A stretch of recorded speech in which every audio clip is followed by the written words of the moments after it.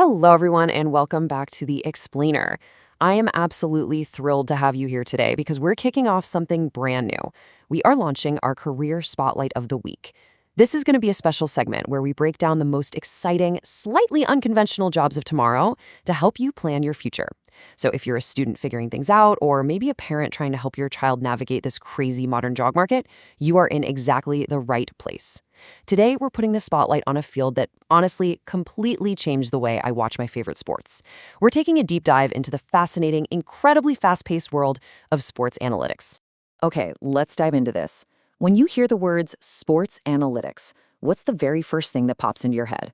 For a lot of us, it's those slick, colorful graphics that pop up during an IPL match, right? You know, the ones flashing a batter's strike rate or a bowler's economy. But I want to dispel that myth right out of the gate. That is literally just the visible tip of the iceberg. Sports analytics is actually about using massive amounts of data and statistics to help teams and players make much better, often game-winning decisions entirely behind the scenes. So here is our blueprint for today. We'll cover 1. What is this career? 2. What do specialists actually do? 3. Essential skills. 4. Helpful subjects to study. 5. Future demand. And 6. A really interesting fact. Let's start with Section 1. What is this career? The invisible game. You see, while the players are sweating it out on the field, there's an entirely different game being played in the background, with data. And hey, it's not just cricket. This data-driven thinking helps coaches in the Pro Kabaddi League plan their aggressive raids and tight defenses. It helps football clubs in the Indian Super League track player fitness and passing patterns. Even in individual sports, like tennis or badminton, analytics is used to understand a player's entire game, literally shot by shot. To really picture how this works, think about the difference between your traditional school PT teacher and a modern IPL analytics team. On one side, the PT teacher watches a match, jots down scores on a clipboard, and makes decisions purely based on what they just saw. Simple, right? But on the other side, an IPL franchise's analytics team is sitting in a room full of glowing laptops, quietly crunching 3 years of historical data just to decide who should bat at number 6. Both want to understand the game better, sure, but while one relies purely on gut and observation, the other relies on hard data. Sports analytics is that second world, and let me tell you, it is growing incredibly fast. Moving on to Section 2. What do sports analytics specialists actually do? Let's look at a day in the life. Imagine an analyst. Let's call her Mira. Mira works with the analytics team of a massive IPL franchise based right out of Bangalore. It's 2 days before a crucial away match, and the head coach walks into her office with a huge headache. The team keeps losing wickets in the final 5 overs, and he desperately needs to know why. And this brilliantly illustrates exactly how a specialist solves a critical on-field problem using data. Here's how it plays out. Phase 1, the question. The coach asks why the wickets are falling. Phase 2, the analysis. Mira opens her laptop and analyzes data from the last 3 seasons, specifically looking at how their batters handle left-arm spin in those high-pressure final overs. Suddenly, she finds a hidden pattern. Their 2 middle-order batters struggle big time against the specific bowling style. But a batter lower down the order, he handles it incredibly well. Phase 3, the dashboard. She doesn't just hand the coach a boring, confusing spreadsheet. No, she builds a simple visual dashboard and walks him through the charts over a quick cup of chai. And finally, Phase 4, the strategy. The coach takes a leap of faith, switches up the batting order in the actual match. And guess what? They win those final 5 overs without losing a single wicket. That is months of patient data work paying off in real time. All right, Section 3, essential skills for success, the blueprint. If you're sitting there wondering what it takes to do exactly what Mira does, here are the core abilities you absolutely need to cultivate. The absolute most critical skill, and this is an insider secret that surprises a lot of people, is storytelling with data. Finding the numbers on your laptop, that's only half the battle. You have to take those complicated numbers and turn them into simple, crystal clear charts and stories. Remember, coaches and players do not have the time to sit around deciphering complex code. They need to understand your insights in a matter of seconds. Basically, if you can't communicate the data clearly to the team, the data is useless. Beyond storytelling, there are a few foundational pillars you'll need. You need number sense, which just means you don't panic when you see percentages or patterns. You actually feel comfortable playing with them. You definitely need programming skills, specifically knowing your way around tools like Python or advanced Excel to organize all that massive information. You also need a genuine understanding of the game. I mean, numbers only make sense when you actually know the sport behind them. And finally, patience with detail. You have to be willing to spend hours carefully sifting through the data because missing one tiny detail can completely change the advice you give to the coach. Section 4.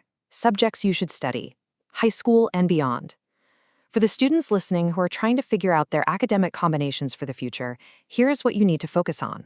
So the crucial point is that this career requires a very specific, honestly beautiful mix of STEM and humanities. Mathematics and statistics, those are your core engine. Computer science gives you the programming power to actually handle the data. Physical education provides that practical, foundational understanding of the sports themselves. Economics is surprisingly fantastic for understanding patterns and resource management. And English? Well, that's for your storytelling, your ability to communicate your findings clearly to the coach. Combining these subjects builds the absolute perfect foundation for sports analytics. Now for Section 5, Future Scope and Salary, a booming ecosystem. It's really important to understand that this isn't just some niche hobby. Sports analytics is literally one of the fastest growing careers in Indian sports today.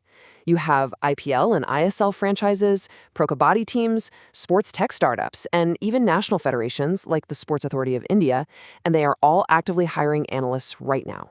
And globally, from English football clubs to American basketball teams, every major organization has a dedicated data team. Let's talk about financial viability, because obviously that matters. When a student is just starting out in this field here in India, they can expect a really strong entry-level salary of around 4 to 7 lakh rupees a year. That is a fantastic, secure starting point for a young professional breaking into the sports industry. And it gets better. As you build your reputation, as you gain real experience, that earning potential scales up impressively. At a senior level, professionals in this space can grow to earn anywhere from 18 to 30 lakh rupees a year, or honestly, even more. It's a career that offers both immense passion and strong, secure financial growth. Finally, Section 6. An interesting fact, the Rahul Dravid master stroke. I want to share a real-world anecdote with you that serves as the ultimate proof of concept for the power of sports analytics. Back when Rahul Dravid was with the Rajasthan Royals, the team picked up the Australian batter Brad Hodge in an auction. Now, on paper, if you just glanced at the basic stats, Hodge's overall numbers weren't the absolute best in the world. But the analytics team dug deeper, and they revealed a massive discrepancy.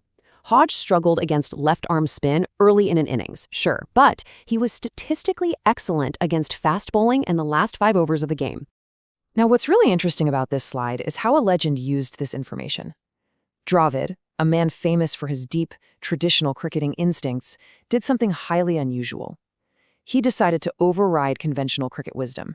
Instead of putting Hodge in his usual middle-order spot, Dravid batted him right at the very end of the innings, purely based on what the data showed. And it worked brilliantly. It just goes to show that finding the hidden pattern in the numbers can reveal things that even a legendary cricketer's instinct alone might miss.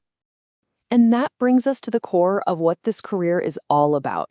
It is the ultimate way to blend a deep, lifelong passion for sports with a talented, curious mind for puzzle solving. You get to be the person right behind the scenes turning raw numbers into brilliant strategy and ultimately helping your team secure the win. If you love sports and you love solving complex problems with data, this is the exact path that brings both of your passions together. So I want to leave you with one final thought today. The next time you sit down to watch a match, I challenge you to look at it differently. Have you ever looked at a game and wondered why a coach made a seemingly weird particular decision? Well, now you know.